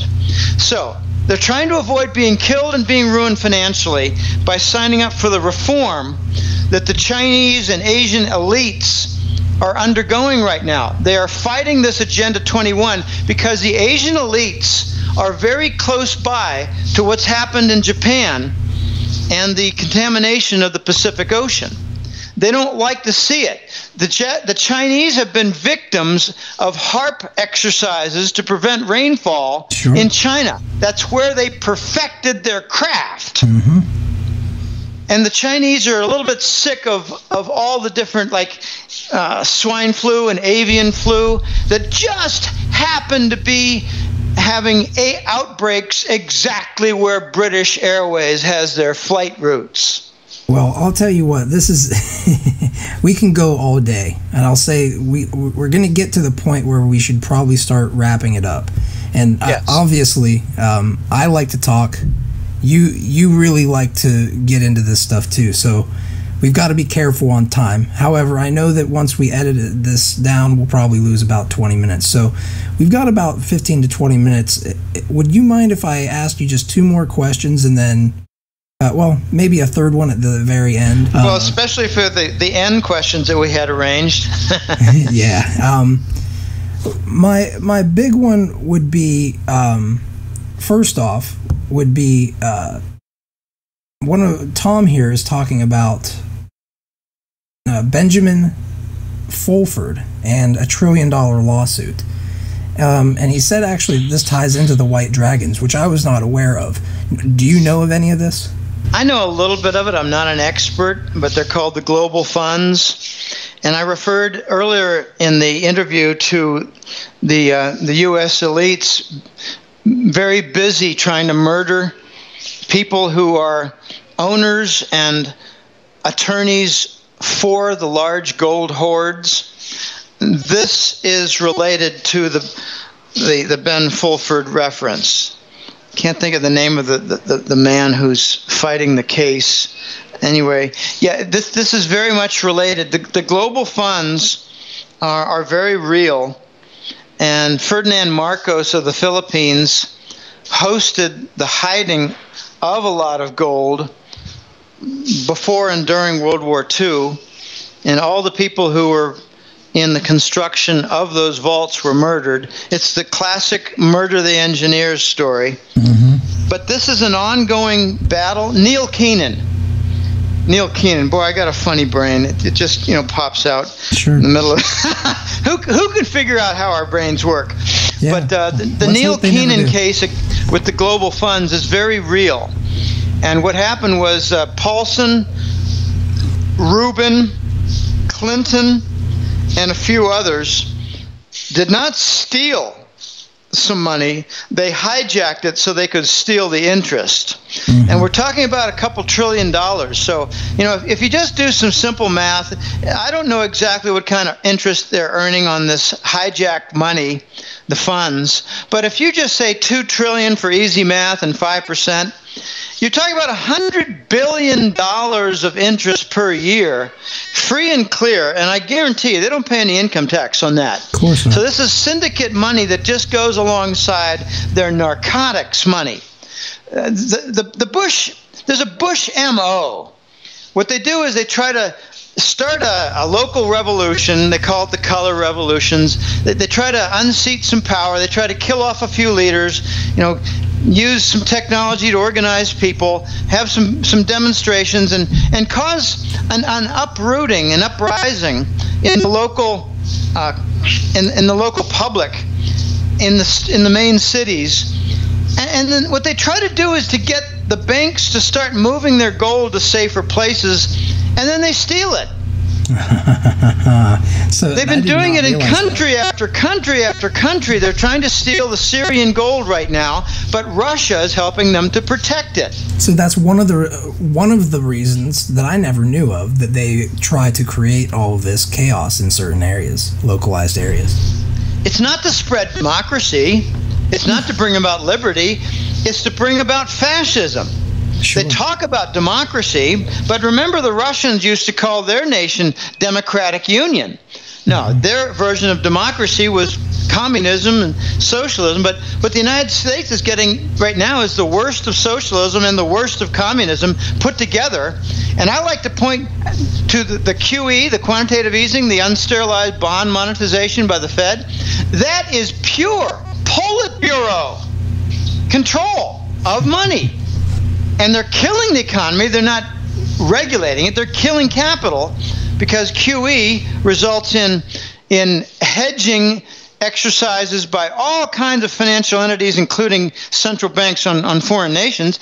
They hedge by buying up hard assets as protection, and that raises the entire cost structure and eliminates the profit margin. So QE eliminates profits from working capital and results in retiring and liquidating capital. QE kills economies. So, we're forcing all kinds of nations to move their gold and we go ahead and steal it. Look what happened in Ukraine. We had a coup d'etat in February of 2014. The next month, 33 tons of gold were shipped to the New York Fed. And what do they say? It's for safekeeping. Sure. They'll never see it again.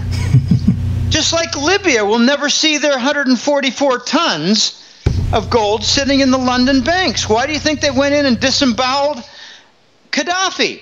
So he couldn't make a claim on his own gold in the London banks. And once all this is done, they essentially turn these places into second and third world economies, right? I mean, that's the end result. So they're rubble. And so that brings up a question. If cryptocurrency or something like it can create banking infrastructure in a box that's counterparty free, and it could be used by second and third world countries, are there any considerations that you would say the creators should take into consideration to ensure that the little people, the everyday citizen, retains control? Or is there anything that you can think of that could keep that could help to ensure that? Yes. Install the gold standard. You're talking about bank infrastructure in a box, and I'm saying, well, I hope it's within the gold standard framework, because if it's not, you're really just pissing in the wind. So conform to the gold standard and adopt the BRICS rules, and as a nation, join the BRICS alliance. If you're an individual, then follow their gold trade notes progress, because I guarantee you cryptocurrencies are going to be somewhere involved at the ground level for the gold trade notes, which are coming. The Voice told me about the gold trade note concept in 2011. And I said, well, it sounds like it's basically letters of credit. And he said, yes, exactly. We're talking about gold-based letters of credit. So my guess is that cryptocurrencies are going to be integrated with that. I would also conform to anything that the Eurasian Trade Zone has as guidelines. And if you want to keep the infrastructure clean and legitimate for the little guy, just keep the Rothschilds out of the room, the Rockefellers out of the room, Soros out of the room, and Bush out of the room. London and Wall Street bankers out of the room. So they're involved with their cryptocurrencies, and they're coming out saying that they've got their better version. It's got these advantages, or it's got more sophistication and more layers of this or that. No, they're kind of like the Intel chip layer of the Pentium, which has a back door open all the time for Langley to monitor every single thing that's done for online transactions. 100% correct. Why did the Intel Pentium chip push out the Motorola, which was very popular and very effective? I mean, right now you've got powerful computers that are using the Motorola old chip. I'm talking about a 20-year-old chip, and they get 16 of them in an array, and they are powerful machines that are not easily hacked. So that's not in favor. So instead we get the Pentium chips, which all have the back door to Langley. Same thing. And by the way, all Microsoft operating systems, the Windows, they all have back doors. When they say click here to update and bring in the latest developments from Microsoft Windows, it's probably to streamline some of the NSA monitoring. Yeah. Well, they can probably watch you pick your nose at your PC. Oh, certainly. From the Intel chip working in reverse. But that's why I put a little item over my webcam, because I like to pick my nose in private. Among other things, right? Lord knows. But, you know, and that's it. This brings up the irony of the day that we live in, the times that we live in, right? I mean, it's the best of times, it's the worst of times, the saying goes. And we really are in that place, you know, and it really comes down to our decision. And the reason why I reached out to you was because you have an open mind about a lot of different things. You're a thinker, and that's what you do first and foremost. And I've reached out to many people in the in the gold and silver community, and have tried to help them understand that there's going to be a place for this, and that we need to all come together to some degree to work together to ensure that we do it right? And really what that comes down to is why I've been reaching out to people. And you're one of the most open-minded people and who really understands that there's probably going to be a place for this stuff. Which is why I sent you the videos that I sent you in the very beginning, was because I thought that it was very important that you saw this stuff, right? And I just want to get into the final two questions because, you know, we could keep you all dang day. But I do want to mention that, just real quick, and no need for a comment here, but Ripple, which is a cryptocurrency style system. It's not what I would call a cryptocurrency in terms of decentralization of ownership and all that good stuff. 80% of it was initially owned by a foundation they put up, and the large majority of the rest of it was owned by the people who created it. And then they put, I think, like 10 or 15, I don't want to give the exact details, but a very small percent, like maybe 10%, was up for sale to the public. And Ripple has gone up to the number 2 market cap cryptocurrency behind Bitcoin. And there has been recent news about Ripple regarding an ex-advisor from Obama joining their board. And they had some other things that happened as far as whitelisting and blacklisting of accounts, which means they can essentially shut off your account and you can never access your funds. It's worse than going to the bank and having them shut off the funds, because literally there's nothing you can do about it. Now, that's just a warning for everybody who's listening, and I want to get on to a little bit of a more personal question for you, which is, what is the significance of your work and what keeps you going in your painstaking analysis of the seemingly never-ending litany of betrayals and criminality that has led us to where we are today? That one question took me more time to put notes on. I'm looking at my notes now than any of the other questions. I can't answer on significance, but we're watching history. So I'm motivated by knowing that we're in the middle of history. We're in the mix. We're watching the history of the death of the dollar. Mm-hmm. And we're watching history where the U.S. risks from going from the 50s and 60s into the world's dynamo of the global economy into basically a third world nation with gutted industry that can hope for Chinese commercial colonization to lift it up. So what keeps me going? Tireless energy. I'm a strong guy. I have a lot of energy. I bolt out of bed. I don't take coffee, believe it or not. I don't take much of any drugs. I actually had my 28th anniversary of leaving marijuana alone. So, you know, I've got a lot of energy. I take vitamins. I hit my bike every single day, just about. I have a love of truth. I believe truth will prevail. And the Voice has a saying: if the system is not layered over with good, then it's just early. It's yet to come. I also have very good health, so it's not like, oh, I can't, do my work because I'm feeling a little punky weak. No, I'm always feeling pretty strong, including when I have the flu. I have a strong group of expert colleagues. They're an eclectic group. They come from a lot of different sides. We know. Of the 9 of us, I think 5 or 6 are Americans. I see time running out.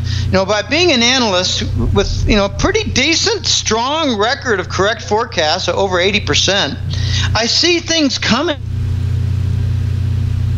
You still there?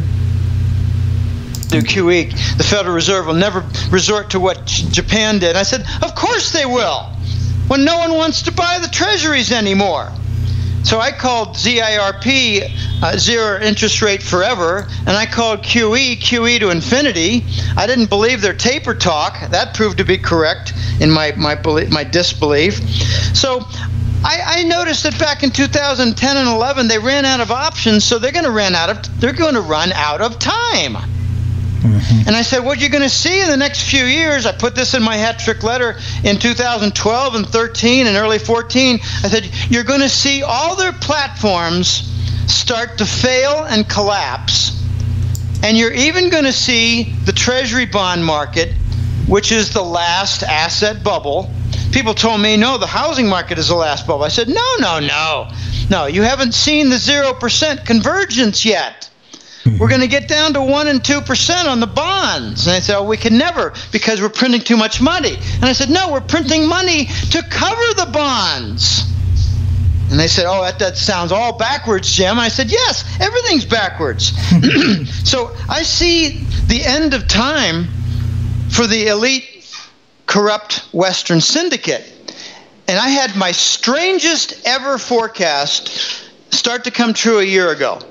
I made a forecast in 2011 that we're going to see the murder of a lot of mid-level bankers. Oh, man. That was a forecast of mine in mid-2011. And it came about from very simple thinking, very simple flow of logic. The voice had told me when we first met in 2008, he's like a colleague of mine, but he's also a mentor of mine. He's like a brother, but he's more like an uncle. He's a very smart guy. He's unflappable, very strong-spined. I occasionally, get a little worried, and he says, "Oh, relax, Jim." He's unflappable. But he told me in 2008 and 9 that we might possibly see some global Nuremberg banker trials to convict them for their trillion-dollar crimes and their war-based murders, as in war crimes. And then in 2011, he said, no, Jim, I've changed my opinion. We're never going to see anything like that. They've got too much money and they're buying their way. For example, the Bushes will never see a courtroom because they've got trillions. Papa Bush has about $3, $4, $5 trillion. And he'll never be in the fortune's most wealthy because they edit that out. Of course. So when the voice told me that we're not going to see justice meted out to the criminal bankers who've stolen trillions, I said, okay, then some of them will be murdered. And he said, correct. Or some of them will kill themselves. But not the top. Well, some of them might just instead kill themselves. Like, for instance, with the nail gun and the 9 nails to the head, I'm sure that was a suicide, right? Yeah, right. From a distance of about, what, 5 meters, 5 yards? Okay, so there are a lot of other things. As I mentioned before, the voice told us that 90% of the banker cabal members have cut deals to save their wealth and to avoid being murdered. Okay, that gives me hope. That keeps me going. And now I'm seeing things regarding the Treasury market and its breakdown. For instance, the reverse repos, they're now broken.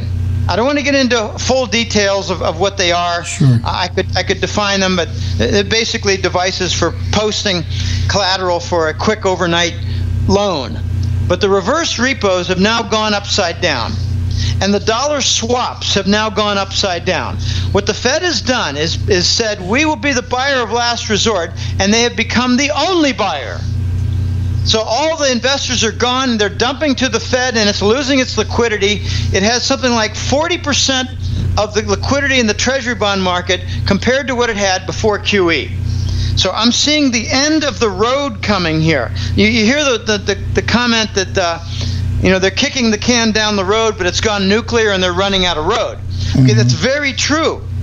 So the deals have been made, and the remaining members of the top echelon are the only ones that have not cut deals. It's Jacob Rothschild, David Rockefeller, Papa Bush, and George Soros. George Soros has his hand all over Ukraine. Even Henry Kissinger has flipped. Here's a point of hope. Kissinger has come forward now saying that the Ukraine war was not a good idea, and it's not good for Europe. Well, he actually traveled to China too, correct? Did he what? Didn't he actually travel to China too as like an ambassador of sorts? When? It wasn't too long ago. Yeah. I don't know, but I think what he was trying to do in China was to connect the London Wall Street banker crime cabal with the Chinese, and the Chinese will not allow it to happen. Okay, there is, for instance, a London bank that's on the Shanghai gold fix. That does not mean London controls the Shanghai gold fix. It means they allow someone from London to watch the Shanghai gold fix. Keep your enemies close. But, there are a couple other things that I see as not necessarily positive, but giving me hope for change, and that is the isolation of the United States. I made another strange forecast back in 2012 that the United States, as a result of its global policies, wars, and abuse of sanctions, including the SWIFT bank apparatus, the U.S. is going to be isolated. People are not going to want to play ball with the Americans in the sandbox. Mm-hmm. And notice that just this week, Obama had a Gulf Emirate summit meeting where almost no invitees brought their main man, King Salman. It was a meeting where Obama wanted to meet King Salman of Saudi Arabia, and Salman refused to go. He went instead to London for a horse show. Mm-hmm. Okay, so we're seeing isolation. I heard that even 2 years ago, American corporations did not have their phone calls returned by executives in European corporations. And now we're seeing Germany erupt over the NSA. Angela Merkel will be lucky not to be forced into resignation over her knowledge before and during the NSA espionage all through her country, her cabinet, and her parliament. So these are signs of hope. I watched the progression of the global paradigm shift, and it has to do with gold flowing from west to east.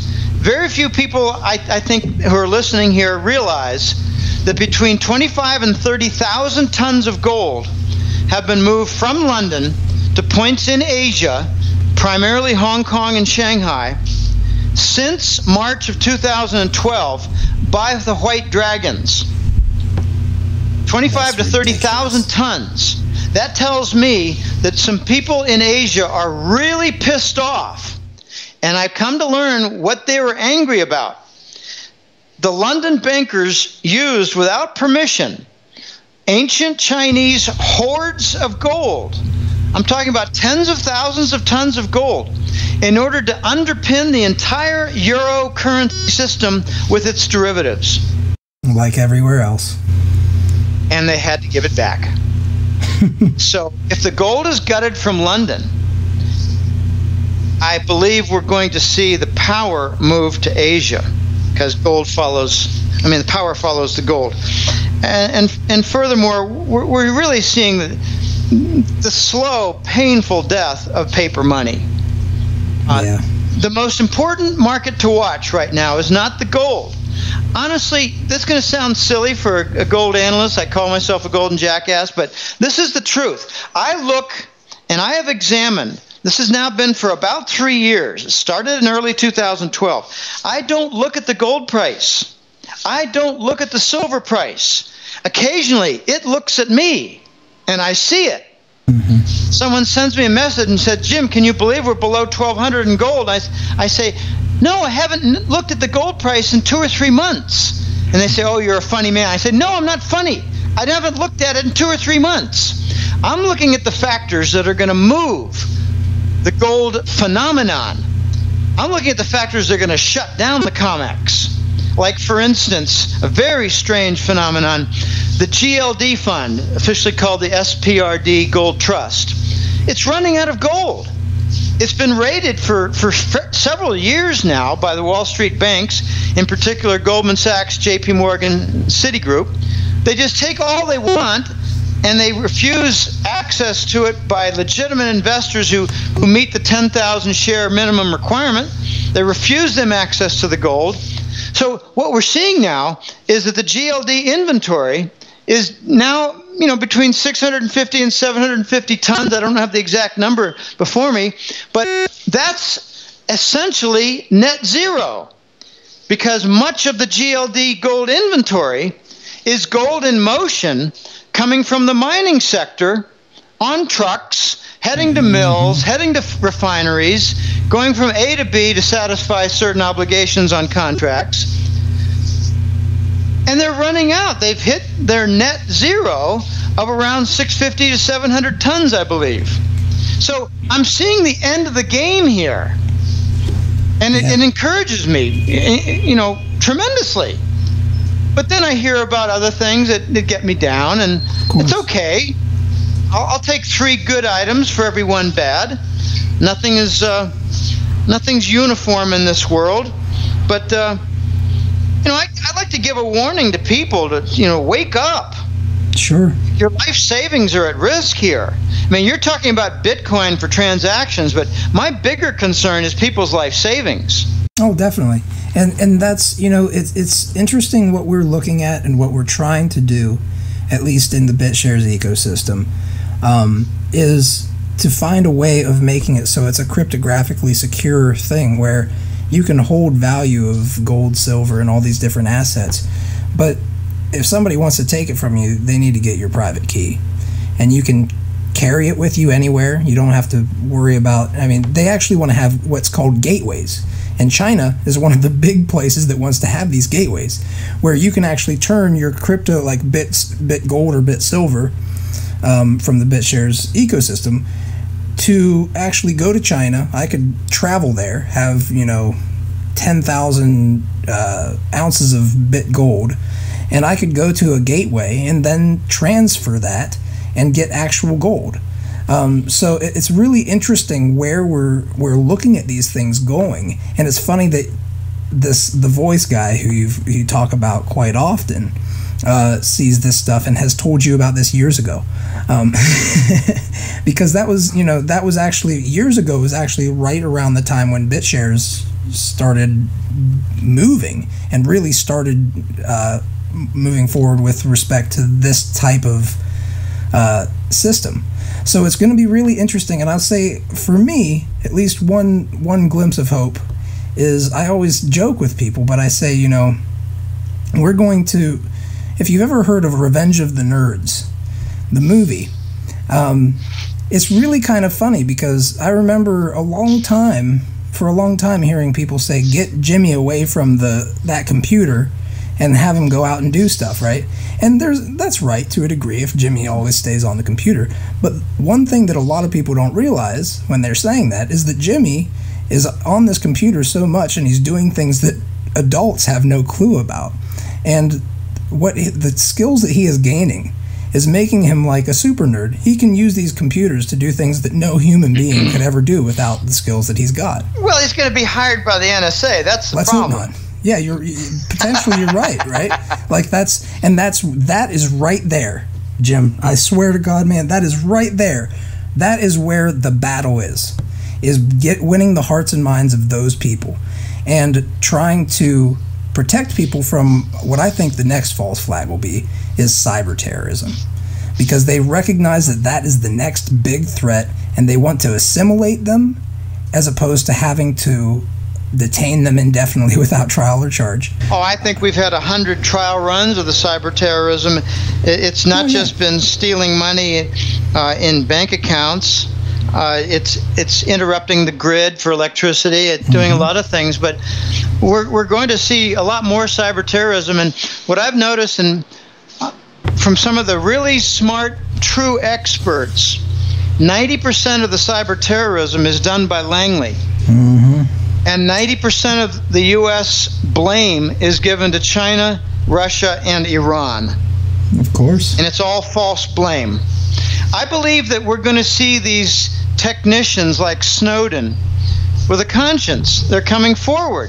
This is a huge blow against the NWO and all the evil forces for Russia to have at its disposal the entire database. They're going to reveal the 9/11 perpetrators. They're doing it in their own slow way, but they're gaining leverage step by step. There's another area where I think you're going to see the nerds with a good conscience come forward and stop, and has to do with controlling the drone attacks, like in Pakistan. They're done out of San Diego, they're done out of Tampa, Florida, and I think that some of them are going to get stopped. And I've heard from one expert, he says, you watch, Jim, you're going to see drones land in enemy territory, and I'll be darned if a few months later a drone didn't land in Iran. Yep. So they're getting hacked, and then the same guy, the expert with lots and lots of technology and security background said to me, you're going to see some of these drone attacks turned on the perpetrators, where one of them might just find its way all the way to the Congress. Now that's scary. Yeah, it's very scary. They cannot control the hacking of their own devices that do the attacking. So will we find someday that Wall Street got hacked and a lot of their money is missing? Wow, that would be interesting. How about Wall Street gets hacked and all their derivatives become public knowledge with a brand new database with all kinds of passwords being published? So everyone knows, for instance, that J.P. Morgan in May of 2012 lost well over $100 billion with the London whale. Not 1.9, not 8.2. Those are the trivial figures that they put out. Well, this is why we actually advocate blockchain technology in two different paths. One is for public infrastructure and things like the institutions that the everyday little guy depends on. They should be completely transparent, and the blockchain is perfect for running data analytics. You can find everything right there, and it's pretty much incorruptible if you build it correctly. A lot of them, like Ripple, have built it incorrectly, I believe, personally. This is my personal take on it, and I'll get some hell from the crypto community, but I believe it was built intentionally for that purpose. But the other cool thing is that it'll offer us, the individual's citizen, privacy if we allow that to happen, if that's the way that we move the public perception and of what needs to be done.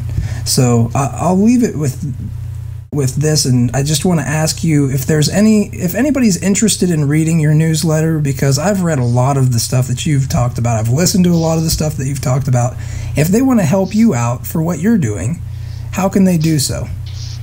Well, if they have a juicy story, I got to be honest, I've only got 5% of my interest on cryptocurrencies and how they relate.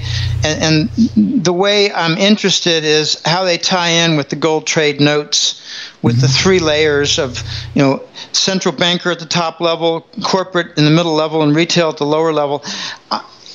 That's fine. I'm really interested in the other 95% for what's going to break the system. I have only a very minor interest in cryptocurrencies, and it might grow. I leave that door open. But if you've got juicy information, and including very sensitive stuff, not about hatred of certain ethnic groups, I don't go for that. I'm talking about information regarding treasury bonds or the repo market or derivatives with this or that, or central bank activity or deals cut between central banks, and stealing gold and various things. Go to my website, hit the contact us, and send me an email. It doesn't reveal my personal email, but contact us on www.goldenjackass.com. Hit contact us. Send me whatever juicy thing you have. That would help me out. Since I put that on in the summer of 2012, I've received hundreds of very useful and valuable pieces of information. And I'm really glad I did that. What happened was I almost changed my payment processor for some frustrations having to do with Obama rules and various things. But I stuck with it. But I kept the upgrade features to my website, which included the Contact Us. The 800 number doesn't work worth a damn, but that's okay. I don't care about that. Well, these are actually places, it's interesting, and I will continue, of course, that's how I am. I'm stubborn. That's why I said that I like stubborn people to you earlier. So I will continue bringing information to you. And I'll say this, I just was talking with Chris Duane in an email, a long email chain, about how he's using Dwolla as a payment processor. And the payment processor Dwolla and all these other centralized payment processors like PayPal, they're coming out and they're starting to to go by these rules that are really, really dangerous rules that they are living by. And the best way to change that, honestly, is to either construct your own cryptocurrency decentralized network that processes the payments for you, or to have one that you seek out that you feel aligns with your philosophy and your interests, and have people use that. Because the people who align with your philosophy and interests are going to be the same people who listen to your content, who read your content and give you information.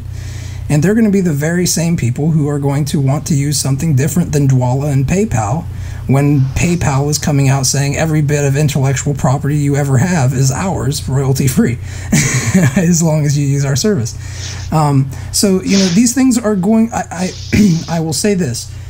I'm glad that you have 5% of your interest in this, and I suspect that as you watch it, it's going to grow. Now, I might be wrong, but I'm pretty passionate in this area, and I think this is one area where I might be right. We'll see, and maybe in the future you can tell me if I'm right or wrong. But I'm glad to have had the opportunity to sit down with you. You're one of the people who's really taught me a large majority of what I've learned, and really reached out and talked to our community as well. So thank you. It's been great. Well, it's a pleasure being on. I hope we can do this again sometime in the future. Oh, Jim, I will bother you anytime. Anytime, man. You see, okay. You have all this energy. I've got this energy too, and it just so happens that I've got your email address. So, but anyway, it was. Yeah, nice. Well, don't post it. No, I won't. That's between you and me.